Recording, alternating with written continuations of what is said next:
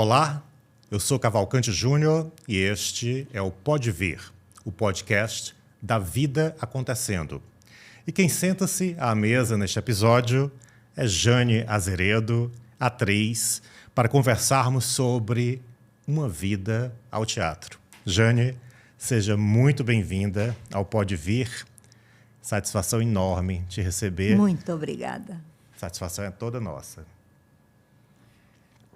Saúde sempre. Saúde sempre, alegria, muitas purpurinas. Com certeza. E Jane Azeredo foi a minha primeira professora de teatro. Eu era uma criança, com 7 anos de idade, e encontrei a professora no Colégio Canarinho. Isso há aproximadamente 50 anos. E Jane, agora em 2025, você completa 80 anos de idade e uma vida dedicada ao teatro. Exatamente. Qual tem sido a contribuição da arte para a tua alegria de viver? Eu acho que o significado da arte é o que faz a gente viver. Porque são 64 anos de teatro no Ceará, né? 64 anos de profissão. De profissão como atriz no Ceará. Porque eu comecei com 4 anos de idade, né? Onde? No Rio Grande do Sul. Eu sou gaúcha, mas sou mais cearense do que tu, né? Porque eu tenho 64 anos de Ceará e tu não tem 64 de nascido. Então, eu sou mais cearense do que tu. E então, eu comecei muito cedo, cantava na rádio, tinha o Clube do Titio, eu era atriz, eu fazia teatrinhos, né? Aqueles teatrinhos de criança. Então, a minha vida sempre foi voltada para o teatro. Então, minha adolescência, morei no Uruguai, em Santana do Livramento com Rivera, minha adolescência foi lá, e no colégio sempre fazendo teatrinho. Fui interna em colégio de freira, em Porto Alegre, sempre fazendo teatrinho, declamando, que naquele tempo era declamação. E quando cheguei em Fortaleza, então, realmente comecei a trabalhar na televisão, que é um trabalho muito mais sério, né? Um encantamento maravilhoso para uma menina de 15 anos de idade. Fazer televisão foi uma coisa maravilhosa, né? Como foi essa vinda do Rio Grande do Sul para o Ceará? Como é que uma gaúcha chega até Fortaleza? Olha, a minha irmã casou com um cearense em Passo Fundo. Então, nesse ínterim, eu tinha uns 8, 9 anos de idade, fomos morar no Uruguai. Minha mãe nos levou para o Uruguai, 4 filhos, porque o meu pai queria tomar os filhos dela, né? E naquele tempo a mulher não tinha direitos a nada, então ela tinha que se esconder. Então ela se escondeu com 4 filhos no Uruguai, porque uma filha ficou casada em Passo Fundo. Então, quando eu completei 15 anos, a minha irmã morava em Fortaleza e eu ganhei como presente, que a minha mãe juntou dinheiro para poder eu vir visitar a minha mãe em Fortaleza. Foi meu presente de 15 anos. Eu vim pelo Constellation da Paner. Quem andou nesse avião sabe como é que era o Constellation da Paner. Tinha que sair de Santana do Livramento, dormir em Porto Alegre, para no outro dia vir para Fortaleza. E foi assim que eu cheguei aqui, no Ceará, como presente de 15 anos. Só que aí eu me deslumbrei, né? Comecei a trabalhar na televisão, levada por Glice. Você veio visitar e ficou? Eu acabei ficando. Acabei ficando porque quando eu cheguei em setembro, que é meu aniversário, a televisão foi inaugurada em novembro. E a Glice Salles, que era... Em novembro do mesmo ano do teu aniversário de 15 anos. Exatamente. Que ano era? Era 60. Uhum. Então, a Glice Salles, maravilhosa, tia Glice, que ainda está aí cheia de saúde, irmã do meu cunhado, me levou para a festa de inauguração da televisão. Quando cheguei lá, muito novinha, muito bonitinha, sotaquezinho diferente, né? Aí o Emiliano Queiroz, que comandava o cast de anunciadoras, me puxou para fazer anúncio. E era ao vivo. Era Casa Parente, era o Ronce, né? Era Mesbla. Então, eu comecei a fazer comerciais, que na época a gente chamava comercial. Eu era anunciadora. Com 15 anos de idade? Com 15 anos. Naquele tempo não tinha esse problema de idade para menor. Aí, Renato Aragão me puxou para o teleteatro. Então, eu saí do cast de anunciadoras e entrei no teleteatro. Foi assim que aconteceu. Eu chegar na televisão, fazemos televisão ao vivo. Foi uma época maravilhosa, coisa que não vai mais ser feita em lugar nenhum do mundo, né? TV ao vivo.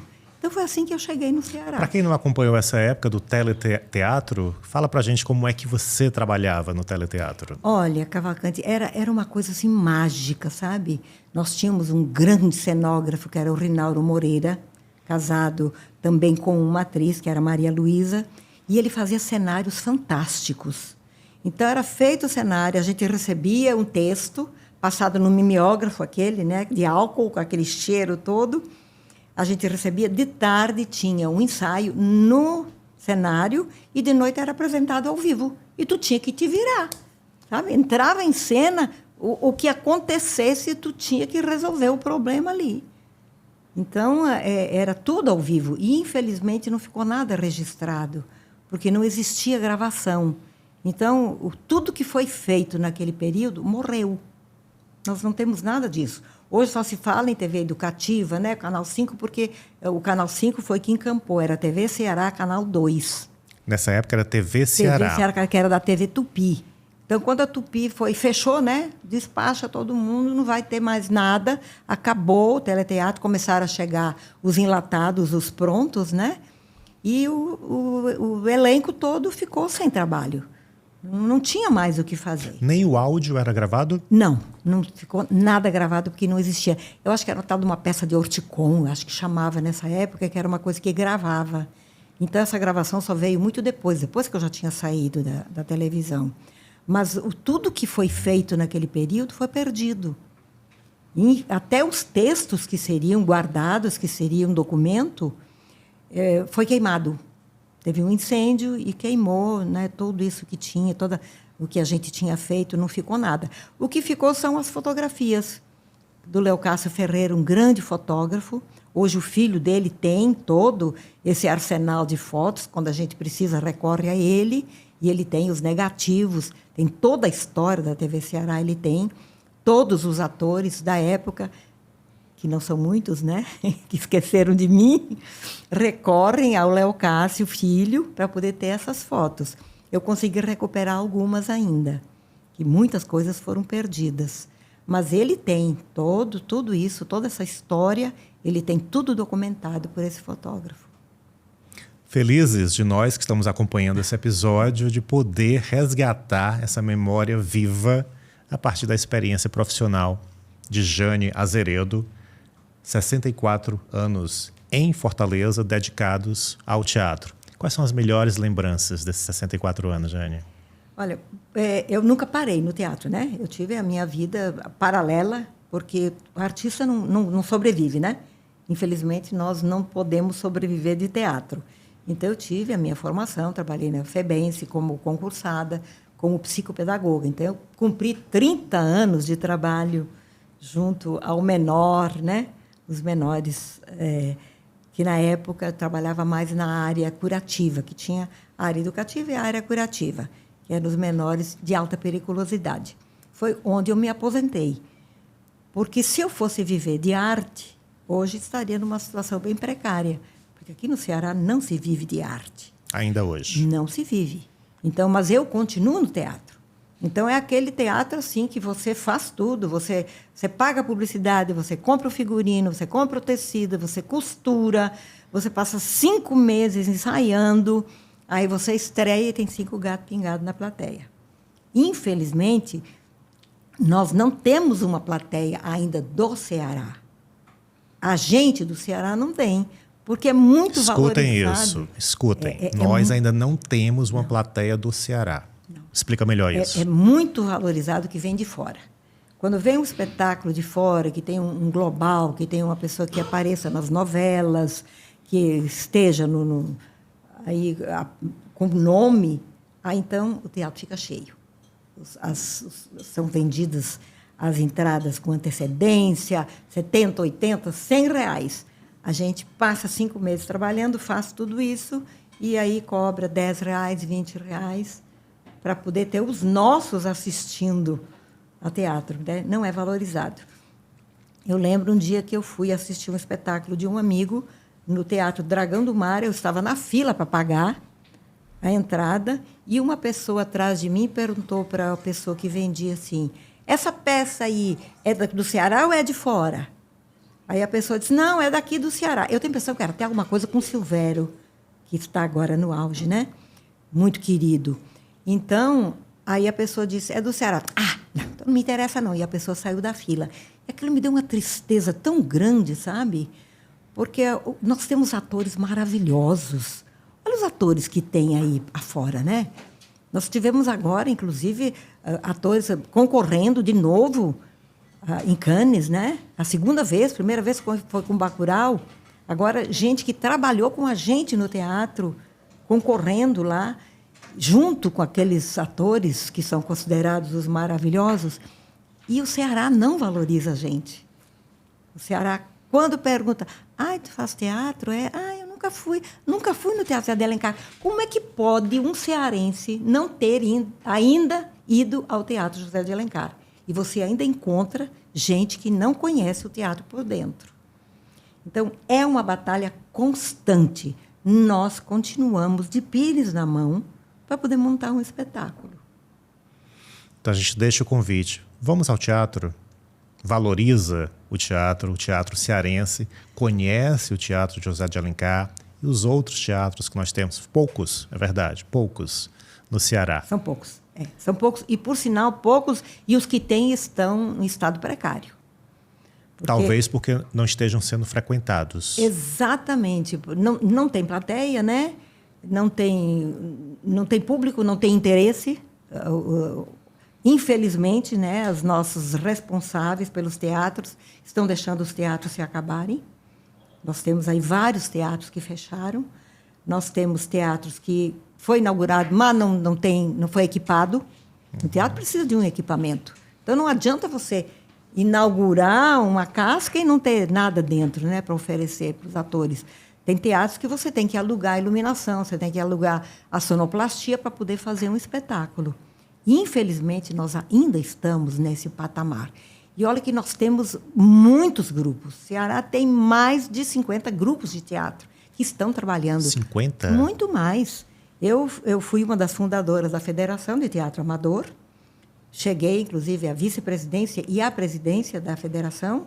Depois, fui presidente do Sindicato dos Artistas, do SATED, por 2 gestões. Então, muito longa a nossa história por essa briga, sabe? E vendo os nossos teatros se acabando. Porque não tem cuidado. A Toneta Noronha se acabou. O Teatro São José é essa situação que eu acabei de dizer. Tem a casca muito bonita, inaugurada, mas não tem equipamento. Nós temos o Teatro da Insetur, que era um teatrinho maravilhoso, que, inclusive, vocês se apresentaram no Teatrinho da Insetur, né? Com 7 anos de idade, então, dirigidos por você. Pois é. Fazendo... Na peça Nós, os Livros. E depois, o Macaco Simão, né? A velha Perinfinfélia, né? Então, vocês se apresentaram, era um teatrinho lindo, pequenininho. Lindo. E hoje em dia está lá funcionando, né? Funcionando não, porque não tem equipamento. Ele foi um espaço fantástico, tem uma entrada enorme, mas é num local que as pessoas não vão, porque é altamente perigoso. O Senador Pompeu podia ter uma guarita, né? Podia ter uma proteção ali para que as pessoas se sentissem seguras de deixar seu carro, de entrar no teatro, mas não tem. Então, nós temos teatros sucateados. Nosso teatro maravilhoso, Teatro José de Alencar, está com uma situação precária também, sabe? Então, a gente corre para onde? Então, é fato, não se faz teatro sem políticas públicas de fomento ao teatro e aos artistas. Exatamente, exatamente. Então, tem os editais. Os editais, antigamente, era assim, 75% do dinheiro ficava para o Sul Maravilha. Para o Nordeste todo ficava esse restinho. Quem tinha sorte de pegar um pouquinho, um quinhãozinho, podia montar o seu espetáculo. Montar, não, porque não dá para montar, né? Quando eu completei 50 anos de teatro no Ceará, eu fui agraciada com um texto, fiz uma apresentação, face de uma atriz, e eu recebi um prêmio da Secretaria de Cultura, que na época foi R$10 mil. A montagem do espetáculo foi mais de 18 mil. Quer dizer, você não tem o suficiente para montar um espetáculo. E eu não acho justo isso, sabe? Porque o Nordeste tem uma produção fantástica. atores maravilhosos. Nós tínhamos que ter estar numa posição bem melhor e bem mais assistido pelas autoridades que cuidam da cultura do Ceará. E quem diz isso é Jane Azeredo, com 64 anos de prática profissional no Ceará, completando 80 anos de idade, ou seja, alguém que passou pelas federações, pelos sindicatos, que acompanha a história do teatro no nosso estado e percebe que as mudanças foram pequenas. Muito pequenas, muito pequenas. Muita gente da minha época já se foi, né? Eu sou privilegiada, eu sempre digo, esqueceram de mim, né? Eu estou no fim da fila, mas estou inteira aqui. Mas muita gente que já se foi, muita gente que esteve nessa luta constante para melhorar a situação. E, sinceramente, Cavalcante, eu não vejo muitas melhoras, sabe? Eu não tenho visto muitas mudanças nesse cenário, não. A gente vai já falar sobre isso também, mudanças possíveis, mas a gente vai para o nosso intervalo literário, quando a gente convida a nossa entrevistada para trazer um livro para sugerir para você que está nos acompanhando. Jane, quem foi que você trouxe? Ai, meu Deus, é um livro fantástico. Então, mostra aqui para a gente, por favor. Esse livro, ele é indispensável para o artista. Não é só para o ator de teatro, não. Para o artista, para o escritor, né? Que você conhece muito bem, porque o escritor é um artista. Então, o título é O Perigo de Estar Lúcida, da escritora Rosa Monteiro. Acho que ela é espanhola, né? Sim. Então, fala um pouquinho mais como é que esse livro te impactou. Olha, ele é fantástico porque, assim, o criador, o artista, ele está sempre no limite entre a loucura e entre a realidade, né? Por exemplo, escritor. Você cria personagens, você cria situações, você me leva por ruas, por cidades, por cenários. Então, você é um artista. Então, Cavalcante, você não tem o juízo muito no lugar, não. Então, o que ela fala é isso mesmo, que não existe lucidez, né? O gênio, como Sêneca dizia, né? Como Diderot dizia, é muito próximo, a realidade é muito próxima da loucura. Ela aborda isso com uma linguagem super fácil, super gostosa de ler. Eu acho que eu já li umas 3 vezes esse livro. Nossa! E cada vez que a gente lê... Porque livro bom é assim, né? É como os teus, a gente tem que ler para entender e tem que voltar e tem que ler de novo. Então, ela aborda exatamente esse limiar que tem entre a criatividade, entre a loucura, entre o qual pode ser qualquer artista, pode ser o ruim, pode ser o bom, ele sempre estará nesse limiar da loucura, né? Nós temos aí Van Gogh, né? Uhum. Van Gogh, né? Completamente com problemas seríssimos, né? Tanto que na última internação dele como louco, quando ele sai, que ele pinta, né, os trigais, que parece que não foi o último livro dele, mas ele tinha acabado de sair do manicômio. Ele era considerado louco, tanto que ele era apedrejado, né? Na rua passava, dizia que ele era louco. Inclusive, aquela história dos 2 meninos, da provável assassinato dele, perseguiam ele porque ele era um louco. Nós temos Clarice Lispector, né?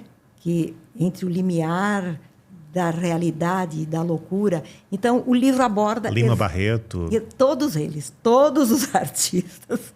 Não é só um médico que todo mundo tem um pouco de louco, né? Médicos e loucos têm um pouco. Não, o artista, a partir do momento que ele tem essa criatividade, essa coisa fantástica que é a criatividade do artista, em qualquer segmento, ele tem um pezinho lá na loucura. Nós temos isso, sabe? Então, fica a dica de Jane Azeredo, O Perigo de Estar Lúcida, de Rosa Monteiro, publicado pela editora Tordesilhas. Jane, tua experiência é imensa ao longo dessas quase 7 décadas dedicadas ao teatro, desde do Rio Grande do Sul até o Ceará. E você traz aí uma etnografia, você traz um registro dessa cultura da arte, do teatro. O que você deixa como sugestão nesse episódio sobre avanços? O que a gente precisa avançar no teatro cearense? Reunindo aí todos esses anos de experiência. Eu acho muito importante, Cavalcante, que se tenha ciência na história. Porque, às vezes, a gente vê alguns grupos, desculpe, alguns atores que acham que eles começaram agora, que o teatro começou com eles agora. Então, é importante que essa história seja vista, sabe? Que você vá lá atrás, que você veja todas as pessoas que trabalharam, que batalharam para poder chegar onde está agora. Nesse momento, com todas as dificuldades que nós temos, é preciso que os novos se espelhem lá. Apesar que eu sempre digo que o passado não existe, mas o passado é referência. Como nós conversávamos, né, antes do programa, você chega e já encontra o Teatro Universitário em 1961 em funcionamento. Exatamente, com Gracinha Figueiredo, com Edilson Soares. São pessoas que deram muito da sua vida, sabe? Então, pessoas que não podem ser esquecidas. Diga alguns nomes para a gente guardar. Nós temos a Gracinha Figueiredo, nós temos Edilson Soares, nós temos um historiador fantástico que é Marcelo Costa. Marcelo Costa é a maior referência como historiador de teatro no Ceará. Então, tem livros dele, né, na universidade, tem livros que você tem toda a história do Ceará, de como começou, inclusive há muito tempo atrás, muito antes de mim, antes de eu ter chegado aqui, né? É um historiador. Nós temos o Ricardo Guilherme, que tem é fantástica a produção dele. Então, são pessoas que você precisa ir olhar esse trabalho, tudo que eles tiveram, esse trabalho em poder recolher tudo isso, para que você possa ter uma base para poder partir dessa base e não querer começar de repente uma coisa. Você não consegue começar. Então, a primeira sugestão, para você que está começando, reconhecer, existe uma história que é anterior à sua. Exatamente. E reconheça, valorize essa história. Valorize, sabe? Não são só os autores. Ela é fantástica, mas não são só os autores de fora. Quantos livros nós temos escritos por autores aqui do Ceará? Inclusive, material teu que está aí, né? Para ser lido, material do Ricardo Guilherme, material do Marcelo Costa, do Antônio Marcelo Granfort também tem referência, tem muitos livros dele, vários livros escritos, e é preciso que a gente embase o nosso conhecimento, vendo toda essa trajetória, tudo que eu me coloco, todo o esforço que nós fizemos para chegar até aqui. Nós fizemos um esforço muito grande, sabe? Inclusive o curso de teatro, que hoje é a nível universitário, quantas vezes nós estivemos na reitoria, Gracinha, Edilson, para poder mostrar a importância que tinha aquele curso para ser transformado em teatro. Que chamava-se CAD. Era CAD, era um curso de arte dramática.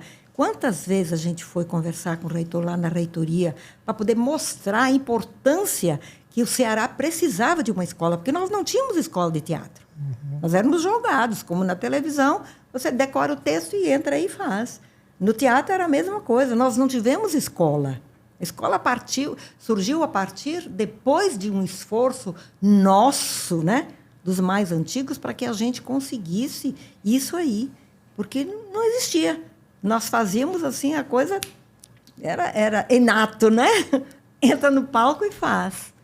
E hoje as pessoas são privilegiadas, mas que não esqueçam que aconteceu isso, não esqueçam que aconteceu essa história toda lá atrás, para que nesse momento essas mudanças pudessem acontecer. E onde nós poderemos assistir você em 2025 no teatro? Olha, vai ser um negócio tão fantástico. Há 16 anos atrás, tinha um projeto Francisco, o Homem que se Tornou Santo, no Canindé, que era do Simonetti, Alberto Simonetti. Durante 10 anos, nós apresentamos esse espetáculo. Eram 350 atores em cena. Era um palco de 900 metros. Era um palco que entrava cavalo. Na hora que Francisco ia para a guerra, ele montava cavalo, os cavalos passavam em cena.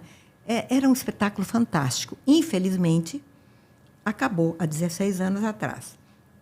Agora vamos refazer isso aí. Olha, né? A oportunidade, 16 anos depois, em 2025. Detalhes, onde, horário? Vai ser no Canindé. Serão 6 dias de espetáculo. Ainda estão assim, né, terminando de escolher os atores. Nem todos foram ainda. Nós temos aí Maria Letícia Sabatella como Maria. Temos André Andrezinho, que é cearense, é nosso. André Ximenes, que vai fazer o São Francisco. Jane Azeredo fazendo o quê? Vou fazer a mãe do São Francisco. De novo, né? Então vai Que ser... era o seu papel antes? Era meu papel. Eu fazia 3 papéis na época. Eu fazia a Jacoba, fazia Nossa Senhora e fazia a mãe de Francisco. Então, agora, não sei, acho que eu vou fazer só um agora. Vai ser um mega espetáculo, né? Inclusive com as coisas modernas que tem agora, com luzes, com tudo. Silvério Pereira vai ser Jesus. Então, ainda não foram escolhidos todos os atores, não. Mas o fato é que vai acontecer esse maravilhoso espetáculo. Eu vou estar em cena de novo, aí, em outubro. Deve começar, talvez, no dia de São Francisco, né? Com certeza vai, no dia 4, talvez seja o último espetáculo, né? Vai ser uma mega produção. Está começando do chão, onde vai ser montado cenário e tudo. Cenário, um elenco muito grande. É uma apresentação aberta ao público? Ou é dentro do teatro? Não, vai ser fora. Vai ser montado fora. Vai ser feito um cenário fora. Né? Tem um projeto muito grande aí que eu também não posso explicar tudo e dizer tudo. Né? Ainda não, aguarde. Outubro de 2025, Jane Azeredo, como mãe de Francisco, que se tornou São Francisco depois, né? E um elenco incrível como Letícia Sabatella, Silvério Pereira e muitas outras e outros que estarão reunidos. Exatamente. Não percam. Outubro de 2025. Não posso dar mais detalhes. Né? E Jane, nosso episódio está chegando ao fim. Ai, meu Deus, já? Passa rápido, né? Então, adoro ser vista. Adoro. É tão bom ser ator, sabe? Então, conta pra gente um sonho que ainda precisa ser realizado no teatro, que você não realizou. Sonho para ser realizado no teatro. Um desejo teu. Um desejo meu, que eu tenho e preciso fazer, é criar um grupo de teatro infantil para resgatar todos aqueles contos de fadas maravilhosos, sabe? Fábulas e contos de fadas. O projeto já está sendo elaborado. Eu vou fazer. Apesar de que diz, mas isso já está superado, não existe mais, agora é tudo super moderno. Não, eu acho que é um resgate, sabe? Que a gente precisa e que eu quero fazer. A gente precisa resgatar o mitológico, precisa, o mito. Isso, sabe? É o mito que alimenta a imaginação. Então, sem os contos de fadas, a gente não tem imaginação. Parabéns por essa decisão. Que coisa boa. Que bom. Será que eu vou ter você como ator de novo, em cena? Se for um convite, eu digo sim, ao vivo. Oh, coisa boa. Porque os contos de fadas são minha paixão. Ai, que coisa boa. Eu não sabia, na graduação em psicologia, o meu trabalho de conclusão foi sobre contos de fadas. E um dos estudiosos que eu me dedico, que é o Jung, para ele e todos os jungianos, uma vida não existe sem os contos mitológicos. Com certeza. Então, é uma decisão importante nesse momento de uma vida tão virtualizada, resgatar esse lugar de vamos imaginar juntos e juntas? Vamos criar contos? Fábulas e contos de fada, que, por sinal, foi um sonho da Lúcia Forte, que eu dirigi o setor de teatro na FEBENSE. Então, eram 12 ABCs, que era nos bairros, era um trabalho maravilhoso que tinha com as crianças, e eram mais de 300 crianças nos elencos, e nós fizemos 4 festivais de fábulas e contos de fada, que era o sonho da Lúcia Forte, e nós fizemos em vários teatros, Teatro José de Alencar, no Teatro da Insetur, no Teatro do Dragão do Mar. Era um festival, porque eu adaptei todos os contos de fada, de domínio popular, para peças de 20 minutos, porque uma peça infantil, ela leva... Você já tem essa produção? Eu tenho tudo isso pronto. São 36 textos adaptados, porque era para criança, e uma peça infantil ela tem, no máximo, 40 minutos. Porque a criança não fica mais sentada mais tempo do que isso. Então, eu tenho todos esses textos prontos que foram montados com crianças. Então, por exemplo, tinha 20 crianças na sala de aula. Você sabe muito bem disso. Então, eu tinha que dar papel para as 20 crianças. Então, não era só Chapeuzinho Vermelho, o Lobo Mau e o Caçador, não. Então, tinha a flor, tinha a árvore, tinha um coelhinho, tinha um besourinho, tinha uma borboletinha, tinha uma florzinha, porque tinha que colocar todas as crianças em cena. E eu quero resgatar isso, sabe? Quem sabe esse tenha sido o encontro desse resgate 50 anos depois, que nos leva de volta ao teatro. E eu convido você. Vamos ao teatro também? Obrigado, Jane. Prazer enorme te receber aqui no Pode Vir. E você acompanhou mais um episódio do podcast da Vida Acontecendo. 2 vezes por mês, eu recebo aqui pessoas maravilhosas para conversarmos sobre arte, cultura, saberes diversos. Eu quero ouvir a tua opinião. Escreve para mim no @podevir o podcast.